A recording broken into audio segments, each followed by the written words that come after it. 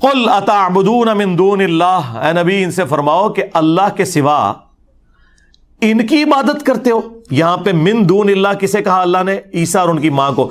یہ آپ کو کیا دھوکہ دیتے تھے بریلوی اور شیعہ علماء کہ جی من دون اللہ تو بت ہوتے ہیں، اور جھوٹے ہو.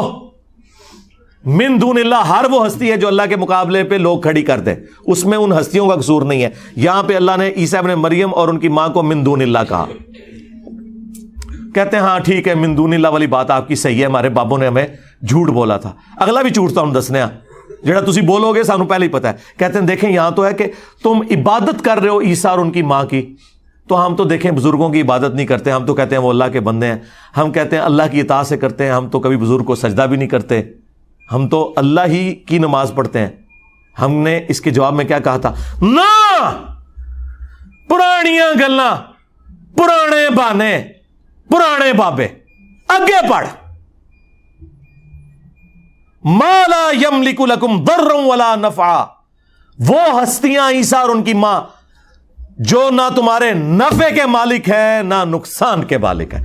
چھڑ دو گل کے عبادت ہو رہی ہے کہ نہیں ہو رہی. اللہ کہہ رہا ہے عیسیٰ اور ان کی ماں کسی کے نفع نقصان کے مالک ہی نہیں ہے. کیا اللہ یہ کہنا چاہ رہا ہے کہ وہ اللہ کے بندے ہو کر تو نفع نقصان کے مالک ہیں اور خدا ہو کر نہیں ہے؟ نہ، کیٹاگوریکل ڈینائی ہے کہ عبادت اس کی ہوگی، مشکل کشا وہ ہوگا جو تمہارے نفع اور نقصان کا مالک ہو. عیسیٰ اور ان کی ماں تو کسی کے نفع نقصان کے مالک نہیں. سرکار اگر عیسیٰ ابن مریم اور سیدہ مریم بنت عمران کسی کے نفع نقصان کے مالک نہیں تو بابت شاہی کوئی نہیں. بلکہ اڑتے کہنا چاہیے بابت شاہی کوئی نہیں. مارتے روحانی طور پہ.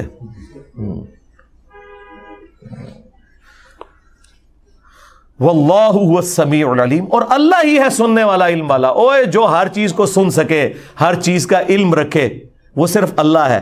جب اللہ کی یہ کوالٹیز ہیں اور کسی اور کے پاس نہیں ہے کہ ہر وقت ہر چیز کو سننا اور علم میں رکھنا، تو کوئی اور اس طرح کا مشکل کشا ہو بھی نہیں سکتا. حاجت روا